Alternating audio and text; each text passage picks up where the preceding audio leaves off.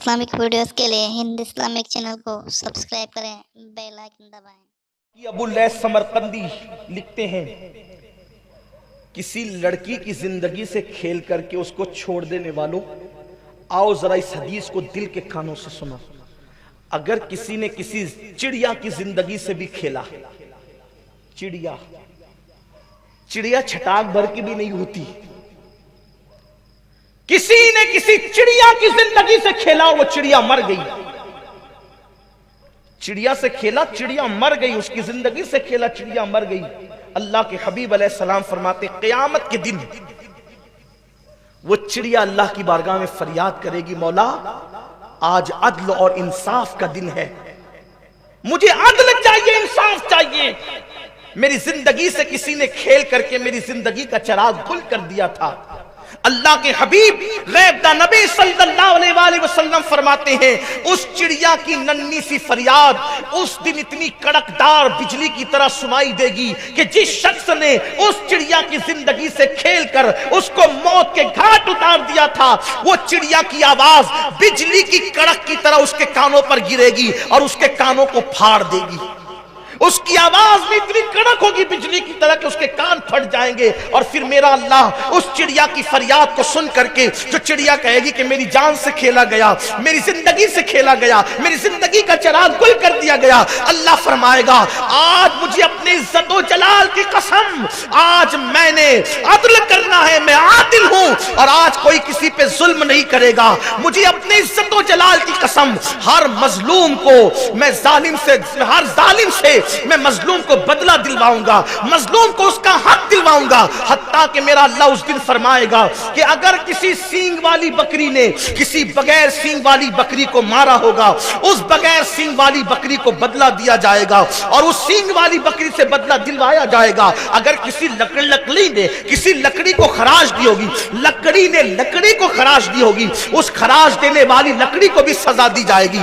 کسی پتھر نے کسی پتھر کو ٹچ کر کے اس پہ ظلم کیا ہوگا، اس پتھر کو بھی سزا دی جائے گی۔ اللہ اکبر، مجھے بتاؤ جب لکڑیوں پر لکڑی نے کسی لکڑی کو خراش دیا، پتھر نے کسی پتھر کو خراش دیا، کسی سینگ والی بکری نے بن سینگ والی بکری کو مارا، جب ان کو بدلہ ملے گا تو انسانوں پہ ظلم کرنے والے، انسانوں کی زندگی سے کھیلنے والوں کو کیا ملے گا؟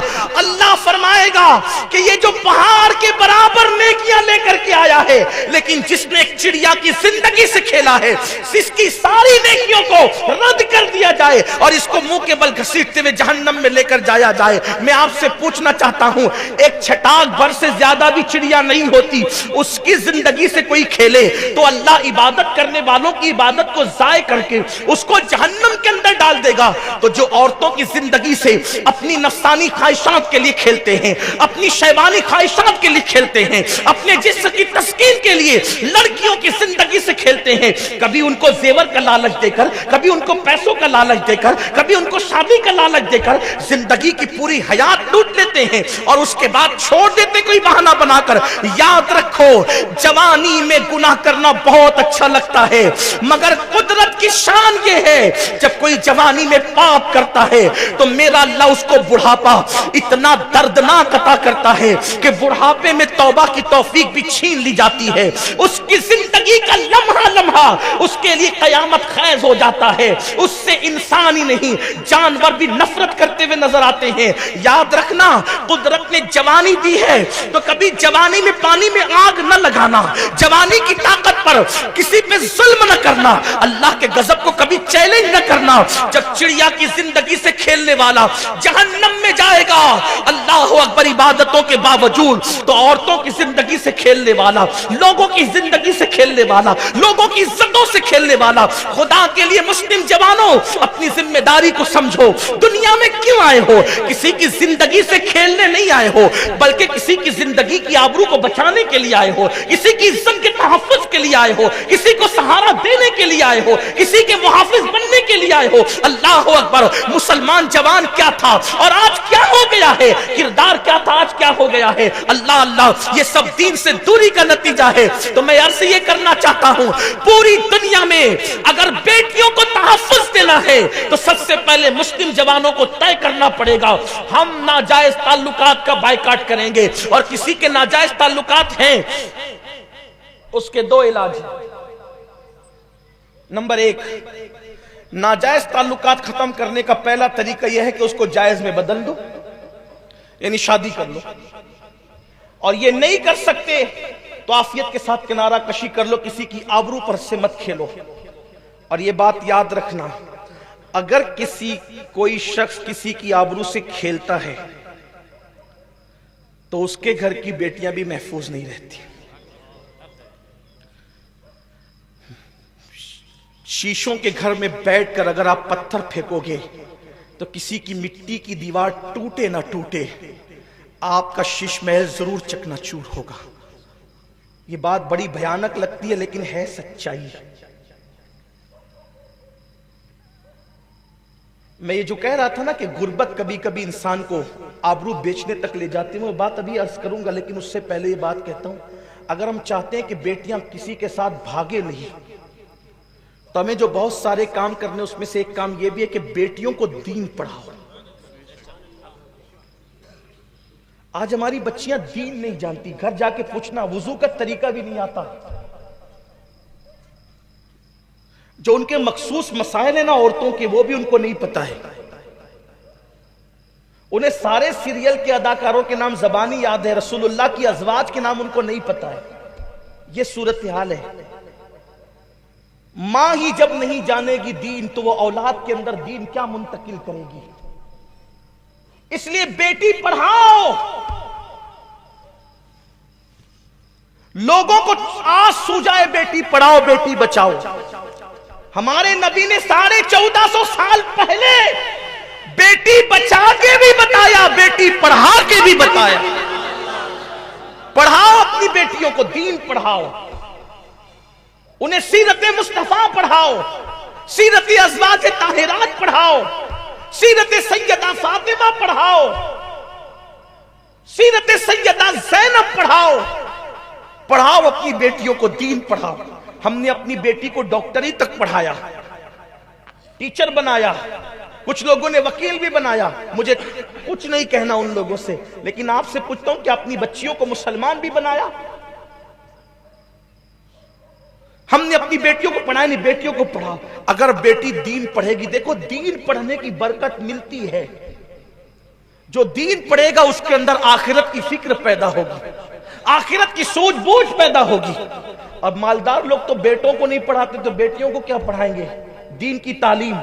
शाहजहां बादशाह था, बादशाह अपनी दोनों बेटियों को इतना पढ़ाया कि दोनों को उस दौर की आलिमा बनाया। ये जो रजिया सुल्ताना का नाम सुनते हैं, अपने वक्त की आलिमा है रजिया सुल्ताना, शमसुद्दीन अल्तमश की बेटी, बादशाह की बेटी है। ये जहां आरा बेगम, ये आलिम है अपने वक्त की। सरकार गरीब नवाज की जिंदगी पर सबसे पहले जिसने किताब लिखी वो कोई मर्द नहीं है, उसी औरत को जहां आरा बेगम कहते हैं। ये मुनिसुल अरवा नाम की जो किताब है सरकार गरीब नवाज की जिंदगी पर, वो जहां आरा बेगम की लिखी। बाद में सब सीरत निगारों ने, अल्लामा मुश्ताक निजामी जैसे शख्स ने भी जब गरीब नवाज पे कलम उठाया तो जहां आरा बेगम के हवाले के बगैर किताब मुकम्मल नहीं हुई। जहां आरा बेगम ने किताब लिखी, हम नहीं पढ़ा रहे अपनी बेटियों को, इसीलिए बेटियां दीन से दूर है। वो गुर्बत देख करके डर जाती है, उन्हें नहीं पता गुर्बत क्या है।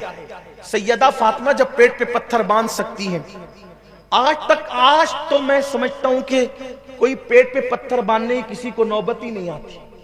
एक दिन मैंने सोचा, अल्लाह मुझे माफ फरमाए, मैं आपको बता रहा हूं, मुझे बताना नहीं चाहिए लेकिन बता रहा हूं, अल्लाह हमें रिया से महफूज है। एक दिन मैंने सोचा कि आखिर मैंने भी पेट पे पत्थर बांधना है, लेकिन पेट पे पत्थर बांधने की नौबत कब आती है? मैं एक दिन भूखा रहा, दूसरे दिन भी भूखा रहा, तीसरे दिन मैंने कुछ नहीं खाया, लेकिन पेट पे पत्थर बांधने की कोई नौबत नहीं आई। और उन्हीं दिनों मेरा प्रोग्राम था जवार के आसपास के इलाके में, तो 3 दिन तक तो मैं लोगों से टालम टोली करता रहा, लेकिन फिर कभी किसी को कुछ कह दिया छोड़ दिया, किसी को कुछ कह दिया छोड़ दिया, किसी को कुछ कह दिया छोड़ दिया, लेकिन फिर वहां के साथियों ने पकड़कर खाना खिला दिया कि नहीं आपको तो खाना ही पड़ेगा, खा लिया खाना। लेकिन मुझे उन 3 दिनों के अंदर भी पेट पे पत्थर बांधने की नौबत नहीं है। तो मुझे उस दिन एहसास हुआ, इसका मतलब यह है कि 2-3 दिन 5 दिन भूखे रहकर पेट पे पत्थर बांधने की नौबत नहीं आती। पेट पे पत्थर बांधने की नौबत कब आती है? आज कोई पेट पे पत्थर, फकीर लोग भी पेट पे पत्थर नहीं बांधते हैं, उनको भी एक दिन एक वक्त की रोटी मिल जाती है। पेट पे पत्थर बांधने की नौबत उस वक्त आती है कि कमर जो है वो अपनी जगह ठहर नहीं पाती। कमर अपनी जगह ठहर नहीं पाती, तो कमर को अपनी जगह ठहराने के लिए पत्थर का सहारा दे करके यूं पत्थर बांधा जाता है। और मेरे नबी के पेट पर कभी 2 पत्थर देखे गए। सैयदा फातिमा तो ज़हरा ने भी अपने बाबा की सुन्नत के मुताबिक पेट पे पत्थर बांधे। तो अगर आज गुर्बत की चक्की में पिस कर दौलत की लालच में कोई बेटी किसी गैर के हाथ में हाथ दे रही है, वजह यह है उसके पास सैयदा फातिमा की जिंदगी नहीं है। अगर उसके पास सैयदा फातिमा के फाकों की दास्तान पहुंचती, वल्लाह वो कभी भी जो है वो फाका कशी से घबरा कर किसी के हाथ में हाथ न देती। हमें अपनी बच्चियों को दीन पढ़ा, जो पढ़ाना है पढ़ाओ, लेकिन पहले दीन पढ़ाओ, सीरत मुस्तफा से करीब करो। आपने सुना होगा कि सैयदा फातिमा की जिंदगी पर एक वक्त ऐसा भी आया, एक दिन ऐसा भी आया सैयदा फातिमा की जिंदगी का कि आपकी चादर ततहीर, चादर अनवर इतनी फट गई थी कि पहनने के काबिल नहीं थी। आज कोई कौम की बेटी की ये पोजीशन नहीं। अगर मेरी बहनें मौजूद है तो सैयदना मौलाए कायनात अली करमल्लाहु ताला वजहुल करीम ने सैयदा से फरमाया, फातिमा तुम्हारी चादर इतनी फट गई है कि पहनने के काबिल नहीं है, अपने बाबा से एक चादर मांग करके लाओ। ये बात मैंने कई जगह बयान किया है, लेकिन आज मैं उन्वान की मुनासिबत से अपनी बहनों की खुसूसी तवज्जो चाहता हूं। तिजोरियां भर भर कर दुपट्टे घर में रखने के बाद भी इज्जत को वो हिफाजत न दी गई जो सैयदा फातिमा ने पेवन वाले कपड़ों में अपनी इज्जत को तहफ्फुज अता किया। मौलाए कायनात कहते हैं, जाओ अपने बाबा से एक चादर मांग करके लाओ कि तुम्हारी चादर पहनने के काबिल नहीं है। सैयदा ने कहा कि मुझे हया आती है, आप खुद ही तशरीफ ले जाएं और बाबा से अर्ज करें कि वो मुझे चादर दे।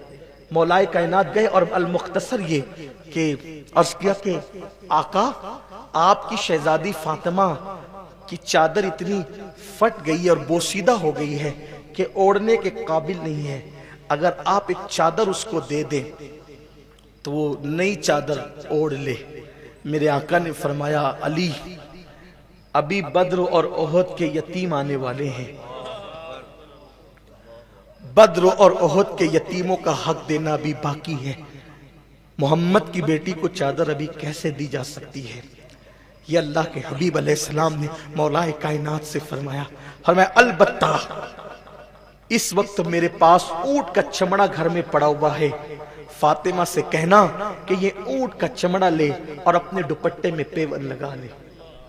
मौलाए कायनात को ऊंट का चमड़ा लेकर के आए। मैं कौम की उन बेटियों से पूछना चाहता हूं जो सिर्फ बाइक पर बैठने के धोखे में, अच्छे लिबास की लालच में पूरी कौम को बदनाम कर रही है, पूरी कौम की बेटियों को बदनाम कर रही है। और आपसे भी कहना चाहता हूं, मुसलमान हो तो कुछ तो मुसलमान होने का ख्याल करो। ऊंट के चमड़े को उठा करके लाया गया। सैयदा फातिमा ने ऊंट के चमड़े का पेवन अपने दुपट्टे में लगाया और जब सर पे रखा तो उतनी देर में अल्लाह के रसूल तशरीफ लाए। बेटी के सर पे दुपट्टा ऊंट के चमड़े के पेवन का देखकर हुजूर से रहा नहीं गया। बाप आखिर बाप होता, जो बेटियों के बाप है उन्हें पता है कि बाप के दिल में बेटी के लिए जज्बात क्या होते हैं। باپ اگر عام انسان ہو تو بیٹی کے بارے میں اس کے جذبات اتنے حساس ہوتے ہیں. جس کا بابا رحمت للعالمین بیٹی کے سر پہ اونٹ کے چمڑے کا پیون کا دوپٹہ دیکھا, آنکھوں میں آنسو آ گئے. باپ کو روتا دیکھ کر سیدہ بھی رو پڑی, مولائے کائنات بھی رو پڑے, حسنین کریمین بھی رو پڑے, پورا گھر رونے لگا. تو میرے آقا نے اب ان آنسوؤں کا خاتمہ اس طرح کر دیا, فرمایا فاطمہ کیا تم اس بات پہ خوش نہیں ہو کہ قیصر و کسریٰ کے بادشاہوں کے لیے دنیا کی نعمتیں ہیں, محمد اور آل محمد کے لیے جنت کی نعمتیں. یہ کس کے لیے تھا؟ ہمارا ایمان ہے اگر سیدہ فاطمہ چاہتی ہر دن جنت کا نیا لباس آتا, ہر دن آتا, ہر دن آتا, لیکن فاطمہ تو زہرا کو احساس تھا میں تو جنت کا لباس منگا لوں گی کیونکہ میرا بابا پوری کائنات کا بادشاہ ہے, پوری کائنات کا مالک ہے. خالق کل نے آپ کو مالک کل بنا دیا, دونوں جہاں ہیں آپ کے قبضہ و اختیار میں. لیکن جب کوئی غریب, میرے بابا کی امت کی بیٹی کوئی غریب جب غربت کی چکی میں پسے گی تو وہ اپنے باپ سے کہے گی نبی نے تو اپنی بیٹی کو روزانہ نیا لباس دیا, تو نے کیا دیا؟ تو سیدہ اختیار کے باوجود چمڑے کے پیون والے دوپٹے کو اس لیے اوڑھ رہی ہے کہ اے امت کی خواتین, تم کتنی بھی غریب ہو جاؤ گی لیکن یہ وقت شاید تم پر کبھی نہیں آئے گا. تو جب تمہارے جسم میں پیون والے کپڑے ہو تو تم پیون والے کپڑوں کی بنیاد پر کسی کے ہاتھ میں ہاتھ دے کر آبرو کا سودا مت کرنا, بلکہ پیون کے لباس کو فاطمہ کی سنت سمجھ کر کے دنیا کے سامنے پیش کر دینا.